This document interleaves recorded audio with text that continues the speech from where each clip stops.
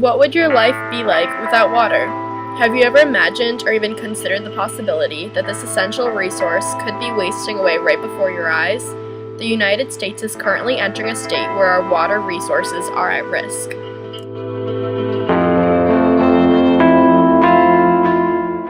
This past summer, the U.S. encountered one of the worst droughts in our history. At one point, more than 30% of the country experienced at least moderate drought. There were 7 states in particular that suffered immensely, each having more than half of its land in severe drought. These 7 states were Texas, Oklahoma, Arizona, Kansas, New Mexico, Nevada, and California.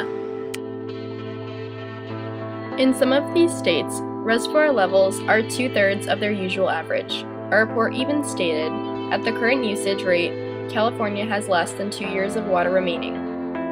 All of these states provide an important impact through agriculture, which without water could cause a chain reaction for us all. The picture here demonstrates a dried waterway in Texas, where only a dead fish is left in its place. This fish is a representation of the horror that comes with a world without water.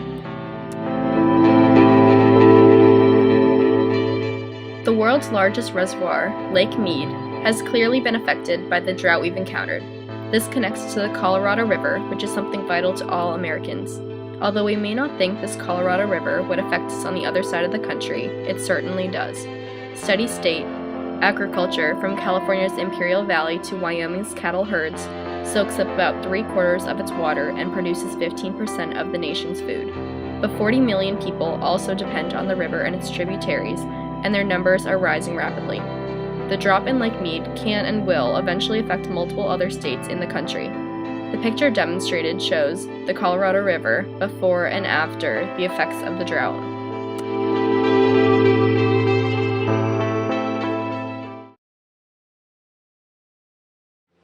Right now the situation with Lake Mead is that we've hit historic low water levels.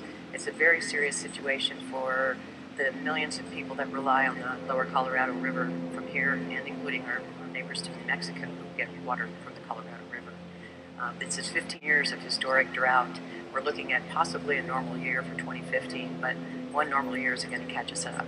This year alone, the elevation dropped to 20 feet, and we had the lowest release into Lake Mead from Lake Powell that we've ever had in its history. Although this drought has been an ongoing situation, this summer was one of the worst America has seen yet. If we continue to stand by and watch as the U.S. population increases over the years and our water resources continue to dwindle, we will be in the middle of a major crisis. In order to avoid this crisis, it is vital for Americans to step up and take any action possible before the problem reaches an all-time high. California has already started to take action by banning watering lawns and washing cars with a fine in place.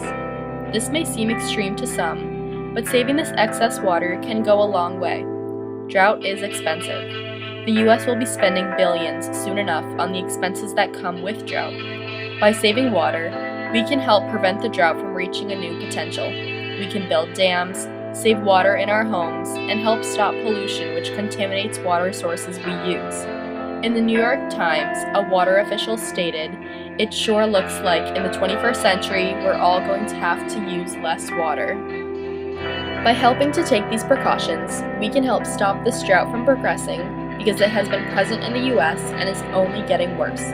The drought will affect us Americans in ways we never thought possible because most of us think of water as a resource that will always be at our fingertips. The reality is, it won't be if we keep up our habits. Saving America's water means saving our own lives.